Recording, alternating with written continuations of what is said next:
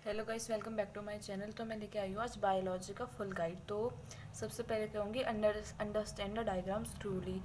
Diagram को अच्छे से करो। डायग्राम बेस्ड क्वेश्चन ज़्यादा आते हैं कि मतलब सिचुएशन दे देंगे, सीधे सीधे क्वेश्चन है, डायग्राम बेस्ड क्वेश्चन आएंगे। बुक के पीछे जो डायग्राम बेस्ड क्वेश्चन दिए होते हैं जैसे चैप्टर के पीछे, वो प्रैक्टिस करो, उन्हें बिल्कुल इग्नोर मत करना। और एक्सपेरिमेंटल सेटअप, जो हमारा जैसे हर चैप्टर में एक्सपेरिमेंट होता है, जैसे इस वाले चैप्टर में हमारे ट्रांसपिरेशन में, इन सब में वो एक्सपेरिमेंटल सेटअप को इग्नोर मत करो। उनके precaution, observation, permeable membrane, semi permeable membrane, उन पर भी बहुत ज़्यादा ध्यान दो।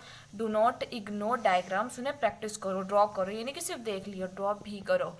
मैं कहूँगी preferred notes for fast revision. जैसे कि मान लो जैसे आपका कल एग्जाम है, तो अभी तो आप बुक में से पढ़ो, बट जो सुबह रिवीजन करना होता है उनके लिए नोट्स बनाओ।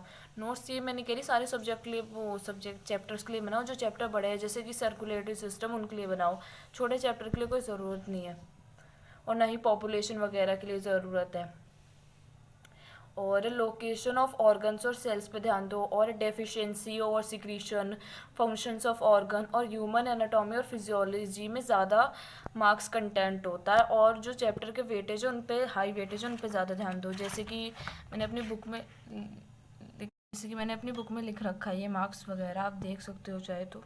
एक चीज़ और कहना चाहूँगी, जो हमारी वेंट्रल साइड होती है वो होती है आगे की ह्यूमन बॉडी की जो होती है, और डॉर्सल होती है पीछे, बट लीव में उल्टा होता है। जो लीव में वेंट्रल साइड होगी वो होगी लोअर साइड, और जो लीव में डॉर्सल साइड होगी जो वो होगी अपर साइड, यानी नॉन अपोजिट होता है ह्यूमंस के। तो जो वेंट्रल साइड होती है लीव्स की वो होती है लोअर साइड, और जो डोर्सल होती है वो होती है अपर साइड।